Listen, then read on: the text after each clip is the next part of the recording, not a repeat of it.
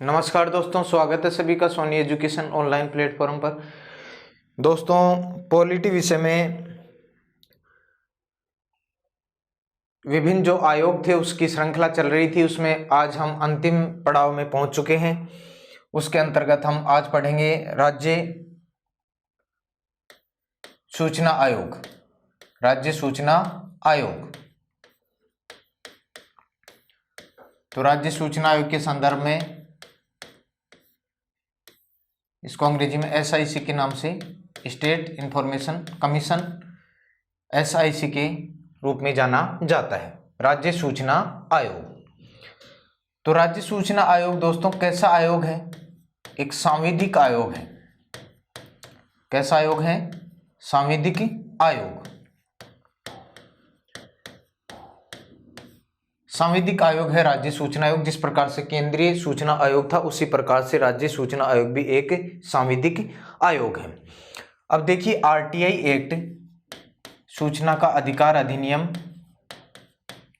2005 के अंतर्गत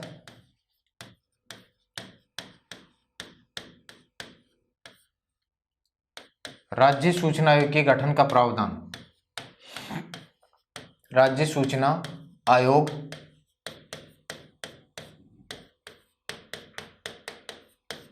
का प्रावधान किया गया है, यानी इसी के अंतर्गत राज्य सूचना आयोग का प्रावधान भी किया गया है।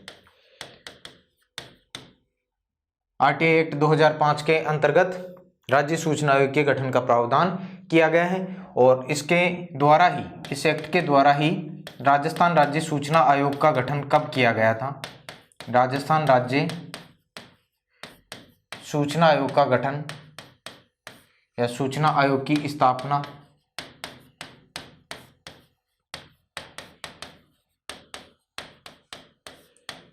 18 अप्रैल 2006 को की गई।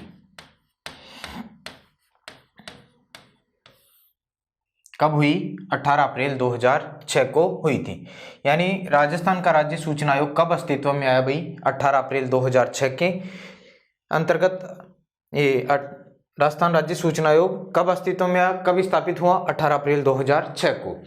किस अधिनियम के तहत अस्तित्व में आया? RTI एक्ट 2005 के अंतर्गत अस्तित्व में आया था। अब देखिए, राज्य सूचना आयोग, भाई ये बातें आप लोग जान चुके हैं। केंद्रीय सूचना आयोग में भी ये चीजें हमारे सामने आ चुकी हैं। बस फर्क कुछ नहीं है, पदाधिकारी बदलेंगे, बाकी वही बातें जो हम केंद्रीय सूचना आयोग में पढ़ चुके हैं वही बातें एक राज्य सूचना आयोग के संदर्भ में लागू हो जाती हैं। वो पूरे देश की बातें हैं, यहाँ पर एक राज्य के संदर्भ में बातें आएंगी। अब इसकी संरचना के बारे में अध्ययन करेंगे।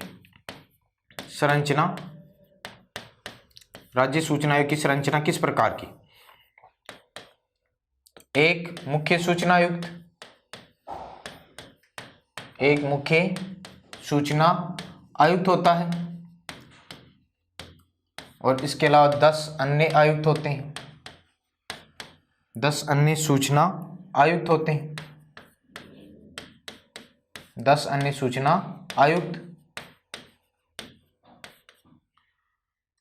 विडंबना देखिए, 2006 में स्थापित हुआ। 2006 से लेकर 2016 तक, 2006 से 2016 तक केवल एक ही मुख्य सूचना आयुक्त रहा भाई। मुख्य सूचना आयुक्त, यानी दूसरे कोई अन्य कोई आयुक्त रहे ही नहीं। 2006 से लेकर 2016 तक केवल एक ही मुख्य सूचना आयुक्त पद पर रहे राजस्थान में। तो कितनी कमजोर स्थिति में भी देख सकते हैं भाई, अधिकतर समय ज्यादातर पद रिक्त रहे, अन्य सूचना आयुक्तों की नियुक्ति ही नहीं की गई। तो कितनी कमजोर स्थिति में है। उसके बाद में देखिए, प्रथम राजस्थान में प्रथम मुख्य सूचना आयुक्त कौन बने थे? प्रथम मुख्य सूचना आयुक्त कौन बने? तो राजस्थान में प्रथम मुख्य सूचना आयुक्त बने थे MD कोरानी। MD कोरानी राजस्थान के प्रथम मुख्य सूचना आयुक्त बने। वर्तमान मुख्य सूचना आयुक्त कौन है? वर्तमान मुख्य सूचना आयुक्त कौन है भाई? जो राज्य के मुख्य सचिव रह चुके हैं डीबी गुप्ता। क्या नाम है? डीबी गुप्ता। राजस्थान के वर्तमान में क्या है भाई? राज्य मुख्य सूचना आयुक्त हैं। और इनके साथ में अन्य आयुक्त की बात करें तो अन्य आयुक्तों में नारायण बारेठ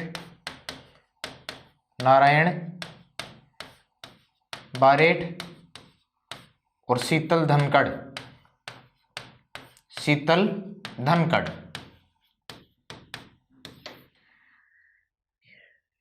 इन तीनों ने एक साथ ही भाई शपथ ग्रहण की थी राजभवन में। राज्यपाल, मुख्यमंत्री भी उपस्थित थे वहां पर। तो अभी की बात है लेटेस्ट 2020 में ही, अंतिम समय में। तो ये बातें आप संरचना के संदर्भ में ध्यान रखेंगे। मुख्य सूचना आयुक्त प्लस 10 अन्य आयुक्त होते हैं, लेकिन राजस्थान में 2006 से लेकर 2016 तक केवल एक ही मुख्य सूचना आयुक्त रहे। प्रथम मुख्य सूचना आयुक्त की बात करें तो राजस्थान के एमडी कोरानी बने थे। और वर्तमान मुख्य सूचना आयुक्त कौन है? डीबी गुप्ता हैं। इनके साथ में अन्य सूचना आयुक्त कौन है? तो नारायण बारेठ और शीतल धनखड़। इन्होंने तीनों ने एक साथ ही शपथ ली थी भाई राजभवन में। राज्यपाल कलराज मिश्र ने इनको पद और गोपनीयता की शपथ दिलाई थी। अब देखिए संरचना होगी। संरचना के बाद में अगला टॉपिक आता है आपका योग्यता। पॉइंट क्या है? योग्यता का। इनकी योग्यता क्या होगी? जो भी सूचना आयुक्त होते हैं उनके लिए योग्यता क्या होती है? तो सब ये तो जाहिर सी बात है भाई, सार्वजनिक जीवन का पर्याप्त अनुभव होना चाहिए। सार्वजनिक जीवन का पर्याप्त क्या हो? अनुभव हो।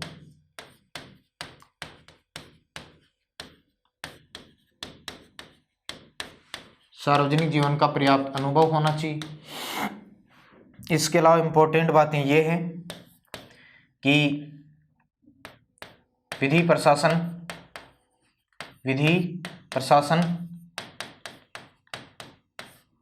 विज्ञान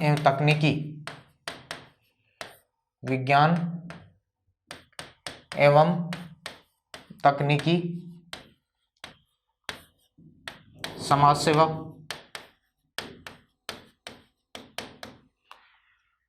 सेवा, पत्रकारिता प्रबंधन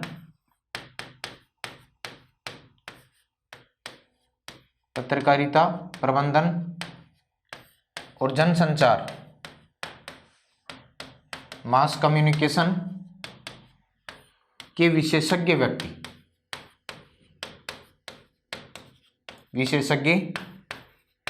व्यक्ति होने चाहिए। तो ये है भाई सूचना आयुक्तों की योग्यता कि उन्हें सार्वजनिक जीवन का पर्याप्त अनुभव होना चाहिए। विधि प्रशासन, विज्ञान एवं तकनीकी, समाज सेवा, पत्रकारिता प्रबंधन और जनसंचार के क्या होने चाहिए? विशेषज्ञ व्यक्ति होने चाहिए। उन व्यक्तियों को सूचना आयुक्त के रूप में नियुक्त किया जा सकता है। तो अगली बात आती है नियुक्ति की। व्यक्ति योग्य होगा तो ही उसका क्या होगा भाई? या तो चुनाव होगा या उसकी नियुक्ति होगी। नियुक्ति राज्यपाल द्वारा। नियुक्ति कौन करते हैं? राज्यपाल।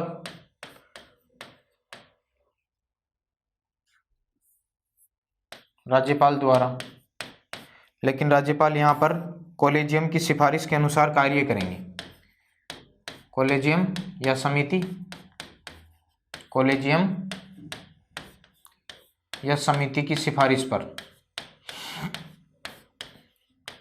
समिति की सिफारिश पर।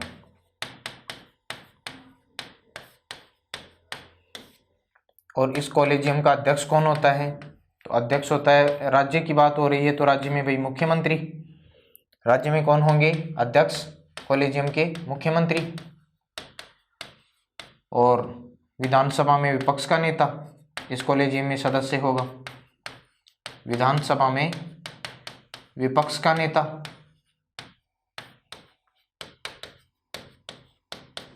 और इसके अलावा कोई भी कैबिनेट मंत्री, कोई भी कैबिनेट मंत्री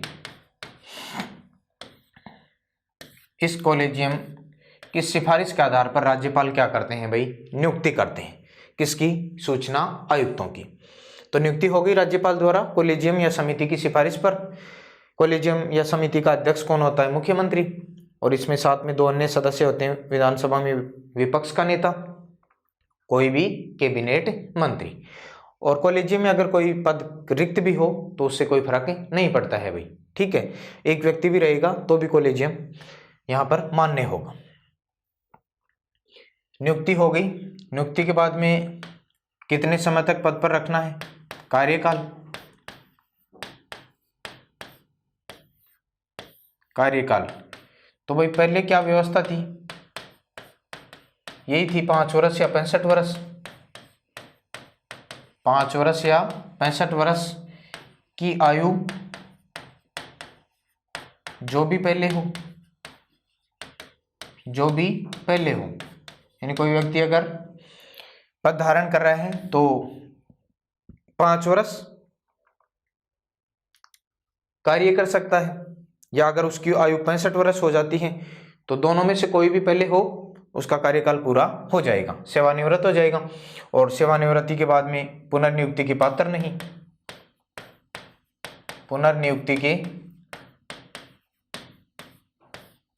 पात्र नहीं।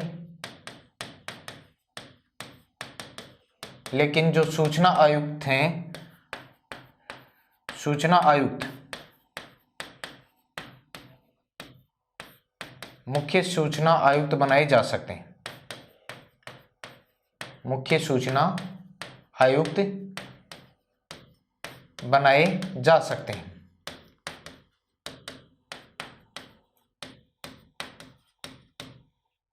और सेवानिवृत्ति के बाद में, सेवानिवृत्ति या कार्यकाल समाप्ति के बाद भारत सरकार या राज्य सरकार के अधीन, राज्य सरकार के अधीन लाभ का पद नहीं ले सकते।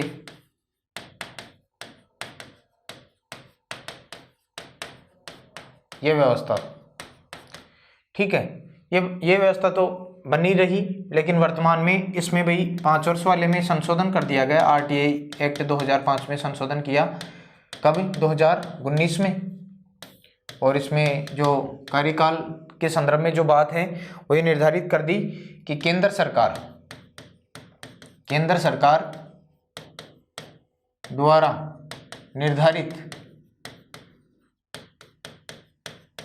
की गई अवधि तक ही पद धारण करेंगे,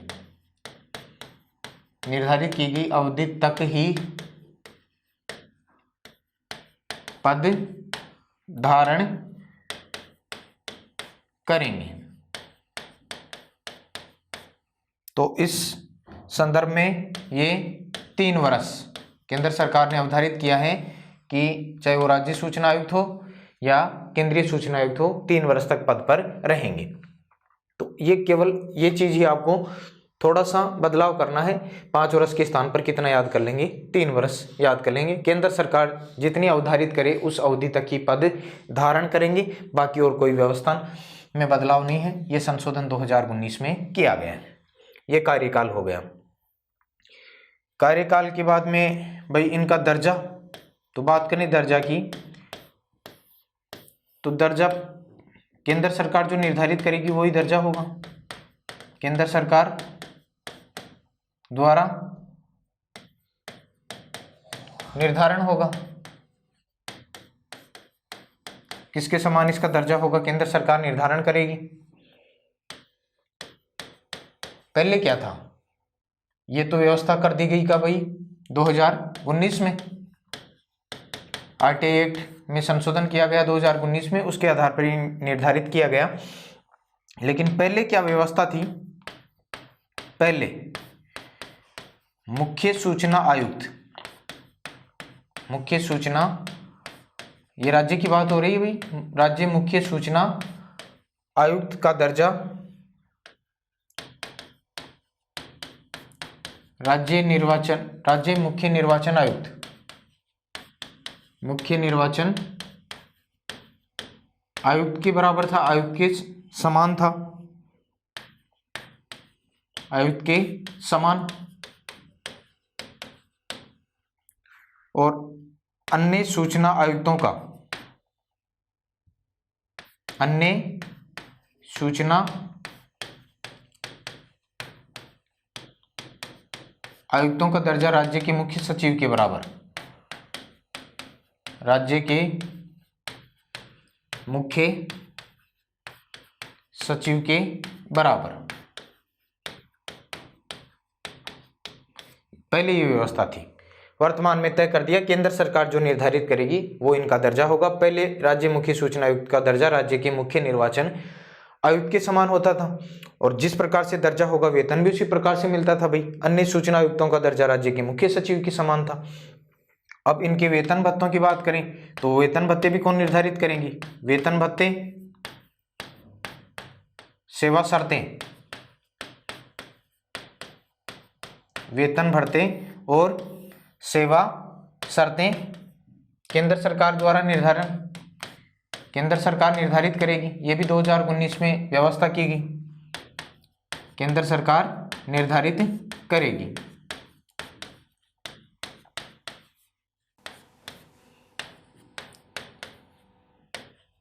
ये व्यवस्था कब से की गई? 2019 से की गई है। 2019 में ये व्यवस्था कर दी गई है भाई। आरटीआई एक्ट में संशोधन किया गया और उसके हिसाब से ये व्यवस्था निर्धारित कर दी गई है। वेतन भत्ते सेवा शर्तें हो गई, केंद्र सरकार निर्धारित करेगी। सेवा शर्तों के बारे में आपको ये ध्यान रखना है किस प्रकार इनकी सेवा शर्तें किस प्रकार की होती हैं कि संसद या विधानमंडल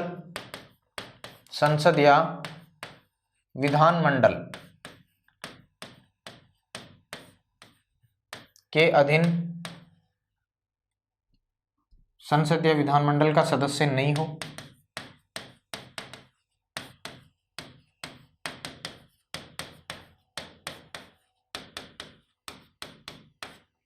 और क्या है?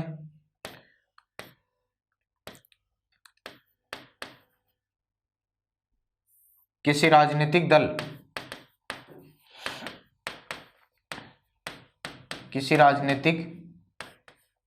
दल से संबंधित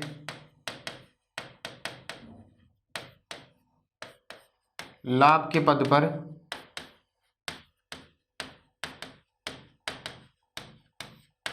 नहीं हो।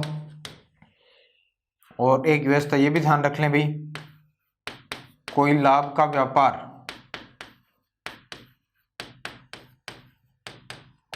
व्यापार या उद्यम नहीं करता हो।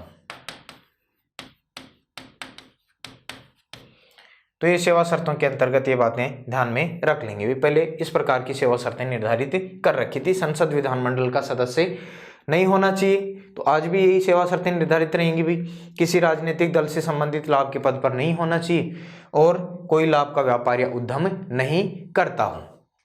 यह व्यवस्था वेतन भत्ते और सेवा शर्तों के अंतर्गत आती है। ये हो गया। उसके बाद में आगे आता है कार्यकाल समाप्ति होगी तो त्यागपत्र। कार्यकाल समाप्ति के बाद में ये त्यागपत्र किसको देंगे? तो राज्यपाल को। किसको देंगे भाई? राज्यपाल को। और बीच में अगर पद से हटाना हो, हटाने की प्रक्रिया तो वही आएगी भाई, पद से हटाना। तो पद से क्यों हटाया जाएगा? तो यहां पर ध्यान रखेंगे साबित कदाचार, ये कारण है। साबित कदाचार या अक्षमता, असमर्थता की स्थिति में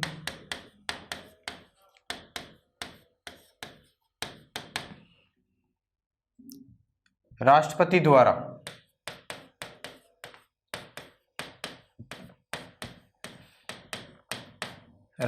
द्वारा सुप्रीम कोर्ट की जांच, सर्वोच्च न्यायालय की जांच के आधार पर अगर जांच में आरोप सही पाए जाते हैं तो उनको पद से हटाया जा सकता है। पद से हटाया जा सकता है और जांच के दौरान इनको निलंबित भी किया जा सकता है। जांच के दौरान निलंबित किया जा सकता है, राज्यपाल कर सकते हैं। जांच के दौरान राज्यपाल द्वारा निलंबित किया जा सकता है, निलंबित किया जा सकता है।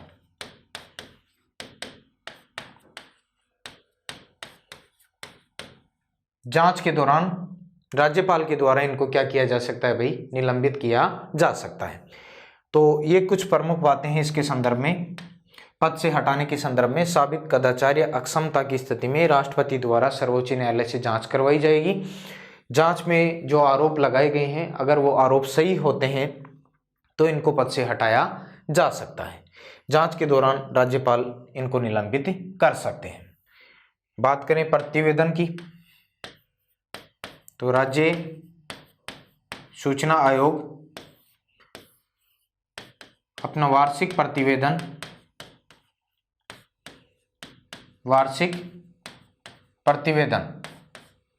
राज्यपाल को देंगे।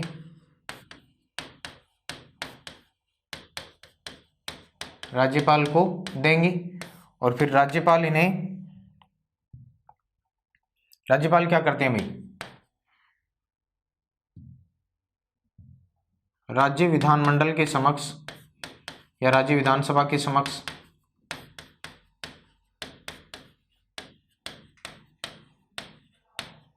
विचार हेतु प्रस्तुत करेंगे।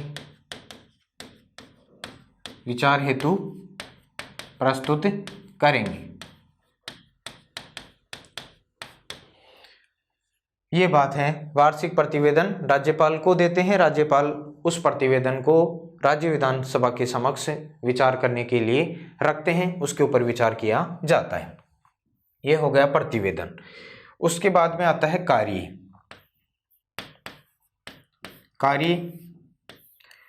तो कार्य के संदर्भ में भाई सबसे पहली बात यही आती है सामने कि यह एक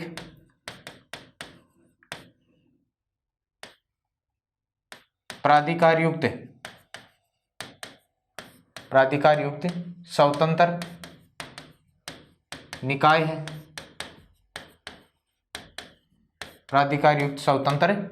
है।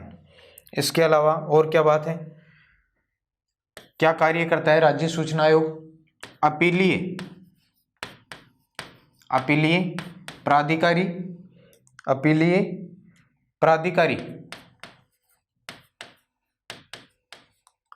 प्राधिकारी के निर्णय के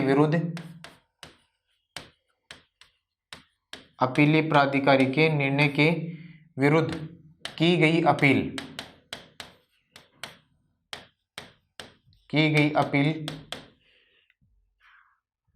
की सुनवाई करना।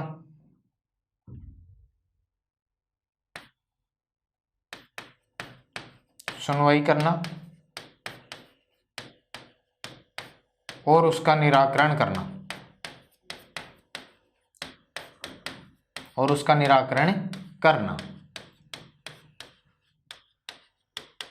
ये दूसरा कार्य है। अपीलीय अधिकारी के निर्णय के विरुद्ध अगर किसी प्रकार की कोई अपील की गई है तो उस अपील की सुनवाई करता है राज्य सूचना आयोग, और उस सुनवाई का फिर क्या करेगा, निराकरण करेगा। ये दूसरा कार्य है। उसके बाद में सूचना के अधिकार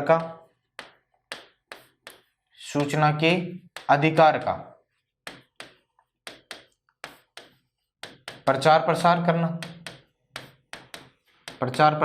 करना, ज़्यादा से ज़्यादा इसको बढ़ावा देना। सूचना के अधिकार को लोगों में जन जागरूकता लाने हेतु सूचना के अधिकार के बारे में जानकारी उपलब्ध करवाना। आगे क्या है, दोषी लोक सूचना अधिकारी PIO, दोषी लोक सूचना अधिकारी से प्रतिदिन 250 रुपये के हिसाब से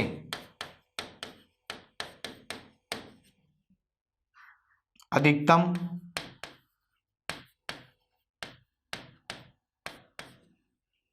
दोषी लोक सूचना अधिकारी से प्रतिदिन 250 रुपये के हिसाब से अधिकतम 25,000 रुपये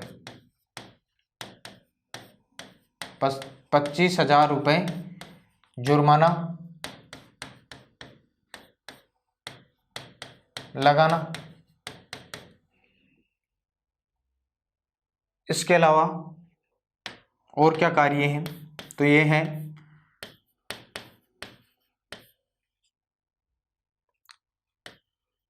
राज्य के अधीन कार्यरत, राज्य के अधीन कार्यरत कार्यालयों,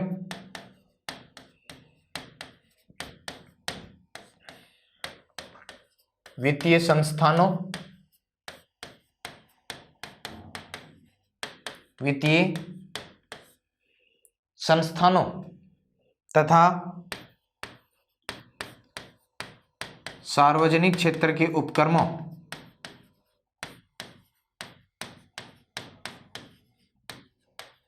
सार्वजनिक क्षेत्र के उपक्रमों से संबंधित राज्य के अधीन कार्यरत कार्यालयों, वित्तीय संस्थानों तथा सार्वजनिक क्षेत्र के उपक्रमों से संबंधित शिकायतों की सुनवाई करना, शिकायतों की सुनवाई करना।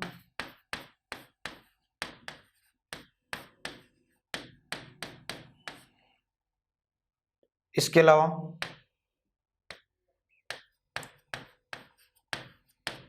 उन्हें सूचना उपलब्ध करवाने का आदेश देना, सूचना उपलब्ध कराने का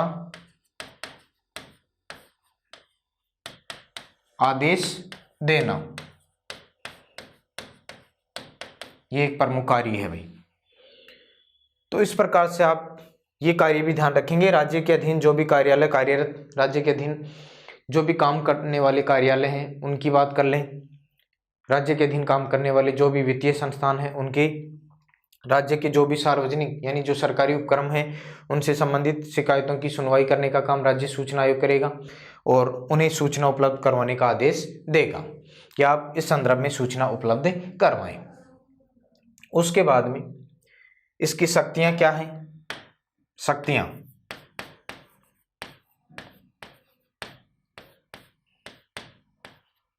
तो शक्तियां पे ये ध्यान रखेंगे, सीपीसी सिविल प्रोसीजर कोड 1908 के तहत समन जारी करने की शक्ति,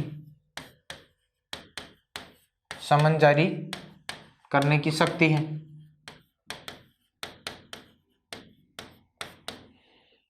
समन जारी कर सकता है किसी भी संस्था को। इसके अलावा शिकायत से संबंधित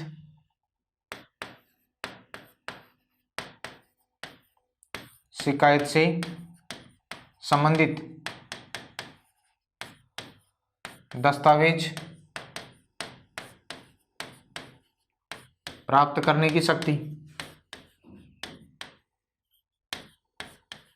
शिकायत से संबंधित कोई भी दस्तावेज प्राप्त कर सकता है, ये शक्ति भी है राज्य सूचना आयोग को। इसके अलावा और क्या बात है भाई? तो व्यक्तिगत उपस्थिति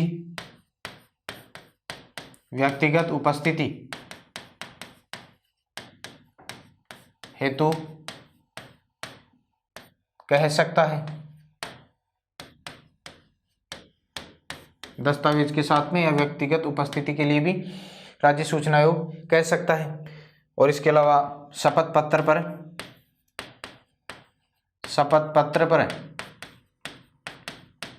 गवाही लेना,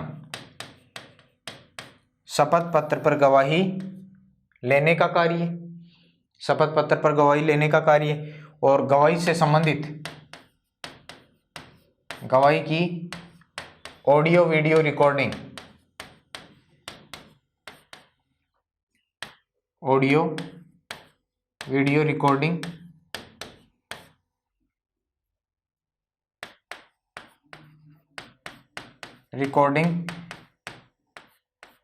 करने की शक्ति। तो इस प्रकार से आपको ध्यान में रखना है भाई इसके बारे में। तो ये इसकी शक्तियां हो गई। वर्तमान में थोड़ी कमजोर स्थिति में मान सकते हैं भाई, ज़्यादातर समय इसके पद रिक्त रहते हैं, वित्तीय संसाधन कम है, जांच के लिए किसी प्रकार की कोई अन्वेषण एजेंसी इसके पास स्वतंत्र रूप से मौजूद नहीं है, कार्मिकों की इसके पास में कमी है। और इसका उद्देश्य जरूर ध्यान रख लें आप, हम ऊपर बात करना भूल गए। उद्देश्य तो यही है कि प्रशासन में उत्तरदायित्व, प्रशासन में उत्तरदायित्व, जवाबदेही,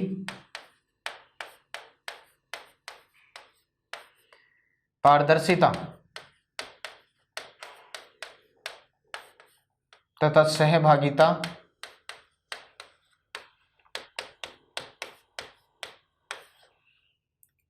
सुनिश्चित करना,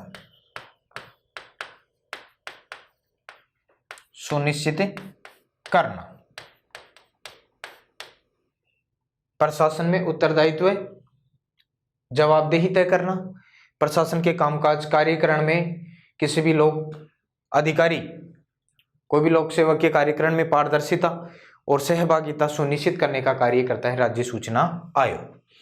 तो ये कुछ प्रमुख बातें थी भाई, एक बार इसको पुनः रिपीट करें ताकि सारा कंफ्यूजन अपने आप दूर हो।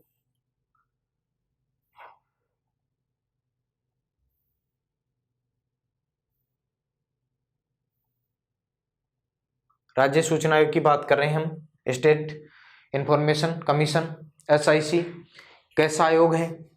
सांविधिक आयोग है। सांविधिक आयोग वो आयोग होते हैं जिनकी स्थापना संविधान के द्वारा विधि बनाकर, संसद द्वारा विधि बनाकर गठित किया जाता है। उनका संसद ने विधि बनाई है भाई, RTI एक्ट 2005 पारित किया है, सूचना का अधिकार अधिनियम 2005 पारित किया, उसके अंतर्गत राज्य सूचना आयोग के गठन का प्रावधान किया गया है। जिस प्रकार भारतवर्ष में केंद्रीय सूचना आयोग गठित किया गया, उसी प्रकार राज्यों में भी राज्य सूचना आयोग का प्रावधान इस एक्ट के माध्यम से किया गया है। ये ध्यान में रखना, RTI एक्ट 2005 के अंतर्गत। तो राज्य में राज्य सूचना आयोग के गठन का प्रावधान किया गया। तो राजस्थान ने राजस्थान राज्य सूचना आयोग का गठन किया, स्थापना की कब? 18 अप्रैल 2006 को। यह आपको ध्यान में रखना है, 18 अप्रैल 2006 को राजस्थान में इसकी क्या हुई भाई? स्थापना हुई। ये ध्यान में रखना है, ठीक है। 18 अप्रैल 2006 को स्थापना, हाँ यहाँ लिख चुके हैं हम पहले ही स्थापना के बारे में। 18 अप्रैल 2006 को पहली बार राजस्थान राज्य सूचना आयोग की स्थापना हुई। अब इसकी बात कर लें संरचना की, तो इसमें एक मुख्य सूचना आयुक्त प्लस 10 अन्य सूचना आयुक्त होते हैं। 2006 से लेकर 2016 तक केवल एक ही मुख्य सूचना आयुक्त, यानी कहने का मतलब अन्य सूचना आयुक्तों के पद क्या रहे भाई? रिक्त रहे। तो आप समझ सकते हैं इसके कार्यकरण में किस प्रकार की कमियां हैं, दोष हैं।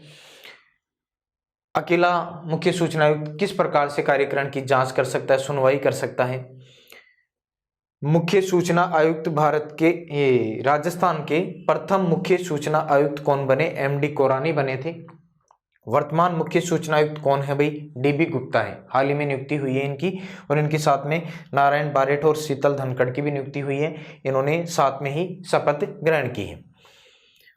उसके बाद में बात करें योग्यता की, तो सार्वजनिक जीवन का इनको पर्याप्त अनुभव होना चाहिए, विधि से संबंधित, विधि के जानकार होने चाहिए, प्रशासन के जानकार हो, विज्ञान और तकनीकी से संबंध रखने वाले, इनका काफी अनुभव रहा हो, समाज सेवा का अनुभव रहा हो, पत्रकारिता प्रबंधन मैनेजिंग का और कम्युनिकेशन, मास कम्युनिकेशन, जनसंचार के विशेषज्ञ व्यक्तियों को ही क्या किया जाता है भाई?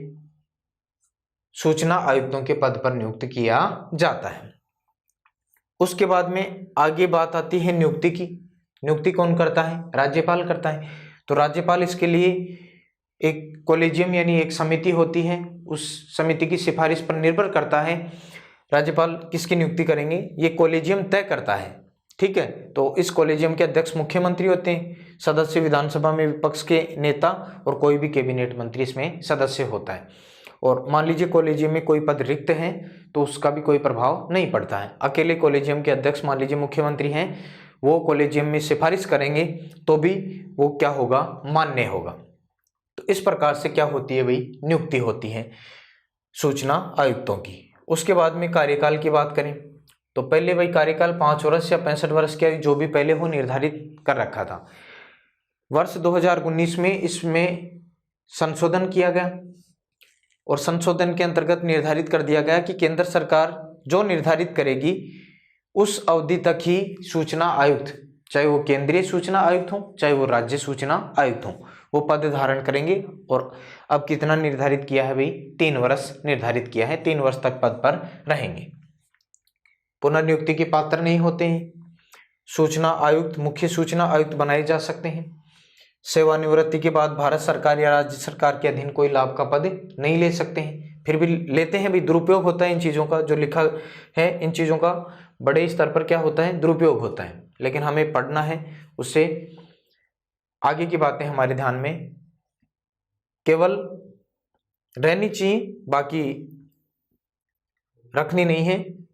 जो संविधान के अनुरूप है उन चीज़ों के ऊपर ही हमें अपना ध्यान केंद्रित करना है। दर्जा केंद्र सरकार जो निर्धारण करेगी उसके अनुसार इनका दर्जा होगा। 2019 में व्यवस्था की गई है। पहले इनका दर्जा, जो मुख्य सूचना आयुक्त होते थे उनका दर्जा राज्य के मुख्य निर्वाचन आयुक्त के बराबर होता था। अन्य सूचना आयुक्तों का दर्जा राज्य के मुख्य सचिव के समान होता था।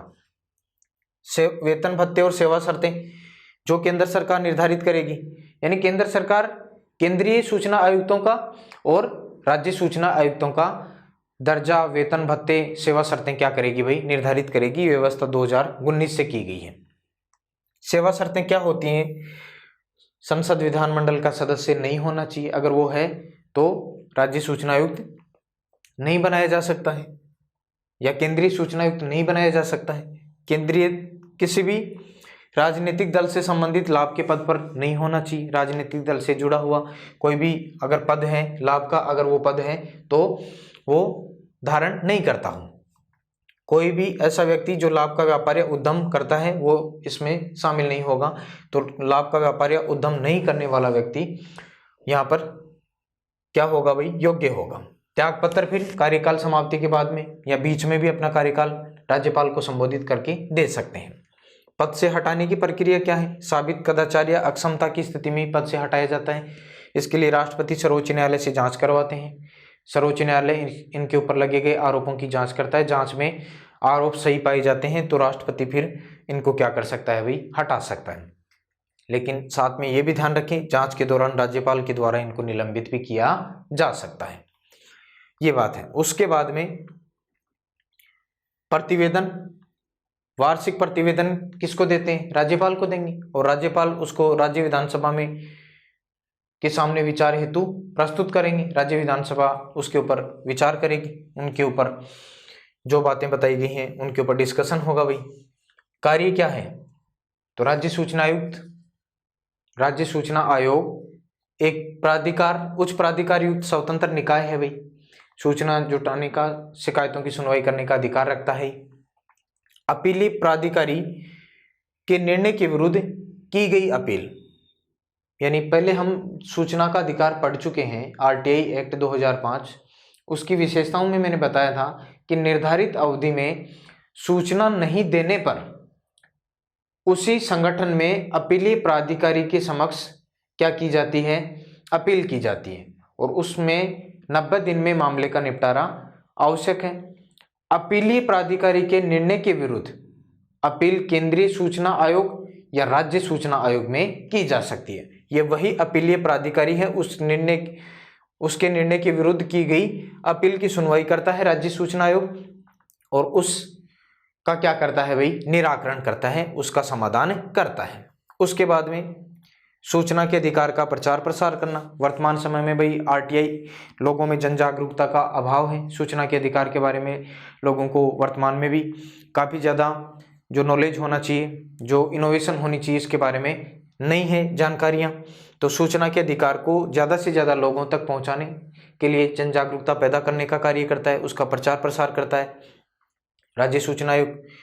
कोई भी दोषी लोक सूचना अधिकारी है, पीआईओ, पब्लिक इंफॉर्मेशन ऑफिसर, प्रत्येक विभाग में लोक सूचना अधिकारी होता है भाई।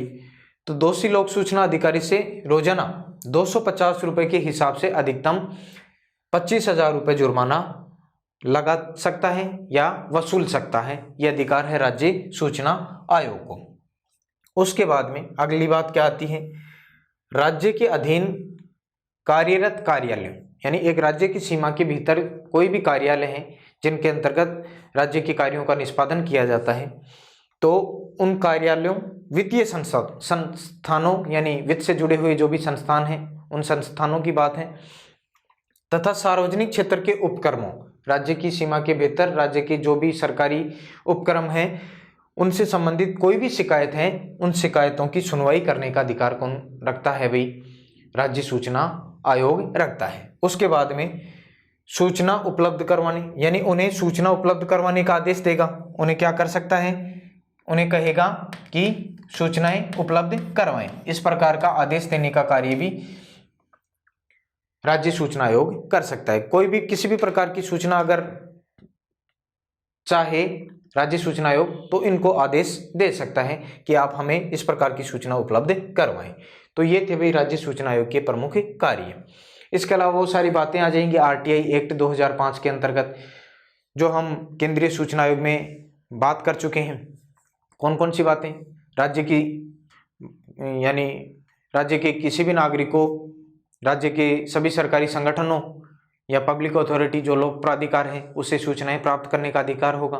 राज्य की परिभाषा के अंतर्गत आने वाले सभी संगठनों से सूचना प्राप्त कर सकता है। और इसके अलावा और क्या काम है भाई राज्य सूचना आयोग का? तो कोई प्रत्येक विभाग में जो लोक सूचना अधिकारी होता है उससे सूचना प्राप्त कर सकता है। सूचना के लिए उसको आवेदन करना होगा। आवेदन शुल्क 10 रुपये लगता है और बीपीएल के लिए कोई भी शुल्क नहीं लगता है। इसके अलावा और क्या बात है? जो सूचना है आवेदन के पश्चात 30 दिन में सूचना उपलब्ध करवाना आवश्यक होता है। अगर मामला तृतीय पक्ष से संबंधित हो तो इसके लिए 10 अतिरिक्त दिन और दिए जाते हैं। अगर मामला किसी व्यक्ति के जीवन से जुड़ा हुआ होता है तो 48 घंटे में सूचना देना जरूरी है। इसके अलावा निर्धारित अवधि में अगर पीआईओ लोक सूचना अधिकारी सूचना नहीं देता है तो उसी संगठन में, उसी निकाय में, उसी संस्था में लोग जो अपीलीय प्राधिकारी हैं उसके समक्ष अपील की जा सकती है। और फिर अपीलीय प्राधिकारी के बारे में हम बात कर ही चुके हैं, उसके निर्णय की अपील फिर राज्य सूचना आयोग में की जा सकती है। तो ये सारी बातें हैं जो केंद्रीय सूचना आयोग में हमने पढ़ा है, वही सारी बातें राज्य सूचना आयोग के अंतर्गत आएंगी। शक्तियां क्या हैं? सीपीसी 1908 सिविल प्रोसीजर कोड है, अंग्रेज सरकार के द्वारा पारित किया गया था भारत में। सिविल प्रोसीजर कोड ये सामान्य प्रक्रिया संहिता एक नियम था, उसके तहत कोई भी समन जारी करने की शक्ति इस आयोग को प्राप्त होती है। कोई भी शिकायत है उस शिकायत से संबंधित दस्तावेज प्राप्त करने की शक्ति भी राज्य सूचना आयोग को मिलती है भाई। यानी मान लीजिए कोई शिकायत है, शिकायत से जुड़ी हुई कोई भी बात है, तो अगर वो समझ में नहीं आ रही है राज्य सूचना आयोग की तो उससे संबंधित कोई भी दस्तावेज है वो प्राप्त कर सकता है, ले सकता है, मंगा सकता है। इसके लिए व्यक्तिगत उपस्थिति हेतु भी कह सकता है कि आप व्यक्तिगत रूप से उपस्थित होकर इसको प्रस्तुत करें। उसके बाद में शपथ पत्र पर गवाही लेने का कार्य करता है, यानी शपथ पत्र पर एफिडेविट जो होता है उसके ऊपर क्या करता है? गवाही लेता है। और गवाही की ऑडियो वीडियो रिकॉर्डिंग करने की भी शक्ति उसको प्राप्त है। शक्ति प्राप्त है, ये आप जोड़ सकते हैं इसके आगे, शक्ति प्राप्त है।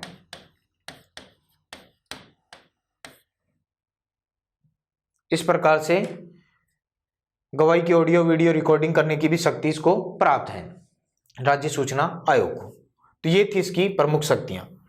अब जो हमने पढ़ा है इसके बारे में आपको ये जानकारी होनी चाहिए कि राज्य सूचना आयोग हो चाहे केंद्रीय सूचना आयोग हो, इनका गठन क्यों किया गया है। इसका प्रमुख उद्देश्य यही है कि प्रशासन में जो कामकाज हो रहा है उस कामकाज का उत्तरदायित्व निर्धारित करना, कि कामकाज जो हो रहा है उसकी जवाबदेही यानी जिम्मेदारी तय करना, पारदर्शिता, कार्यक्रम में जो भी कामकाज हो रहा है वो स्पष्ट रूप से लोगों के सामने आना चाहिए कि जो कामकाज हो रहा है वो बिल्कुल सही तरीके से हो रहा है या नहीं हो रहा है। और सहभागिता सुनिश्चित करना, यानी लोगों के साथ लोगों को भी इस बात का पता चले कि किस प्रकार से किन कार्यालयों में, किन संस्थानों में, किन उपक्रमों में, किन क्षेत्रों में क्या क्या कार्य हो रहा है। इन चीज़ों के बारे में जो भी नागरिक हैं राज्य की सीमा के भीतर रहने वाले वो आसानी से इन चीज़ों को जान सके, सूचना प्राप्त कर सकें। तो इस उद्देश्य से प्रशासन में उत्तरदायित्व, जवाबदेही, पारदर्शिता और सहभागिता सुनिश्चित करने के उद्देश्य से राज्य सूचना आयोग का गठन किया गया आरटीआई एक्ट 2005 के माध्यम से। तो ये था आपका राज्य सूचना आयोग का संपूर्ण विवरण। मेरे दृष्टिकोण से आपका विषय कंप्लीट होता है, पूर्ण होता है अभी। और ये आज की क्लास हमारी अंतिम क्लास रही। जो भी शिक्षण से संबंधित जो बातें थी, जो भी आपके टॉपिक्स थे परीक्षाओं के दृष्टिकोण से, वो मैंने लगभग कंप्लीट करवाए हैं भाई। और सभी तथ्यों को बिंदुवार, तथ्यवार आपके सामने प्रस्तुत किया है। फिर भी अगर किसी भी प्रकार की किसी हो सकता है मानवीय भूल के कारण या जल्दबाजी में कोई भी तथ्य अगर आपके सामने गलती से अगर मैंने प्रस्तुत कर दिया है तो उसके लिए मैं क्षमा चाहता हूं। और जो बातें, जो शिक्षण से संबंधित जो भी तथ्य, जो भी फैक्ट्स आपके सामने रखे गए हैं, मेरे ख्याल से आप सभी को ये पसंद आए होंगे। उम्मीद करता हूं इन चीज़ों को पढ़कर, अपना कर आप अपने भविष्य को बेहतर बना सकेंगे और अपने लक्ष्य की प्राप्ति में निश्चित रूप से सफल होंगे। यही मैं ईश्वर से प्रार्थना करता हूं। आप निरंतर शिक्षण से जुड़े रहें और अपने शिक्षण को बेहतर बनाते हुए अपनी मंजिल को प्राप्त करने का प्रयत्न करें। इन्हीं शुभकामनाओं के साथ में मैं आपसे विदा लेता हूं और भविष्य में कहीं ना कहीं आपके साथ में मुलाकात होगी, ऐसी मैं आकांक्षा करता हूं। तो धन्यवाद सभी दोस्तों का तहे दिल से जुड़ने के लिए हमारे इस सोनी एजुकेशन प्लेटफॉर्म से, और अपने शिक्षण को मजबूत, सुदृढ़ और गुणवत्तापूर्ण बनाने के लिए मैं आभार व्यक्त करता हूं आपका। सोनी एजुकेशन की टीम को मैं बधाई देना चाहता हूं इस कार्य के लिए।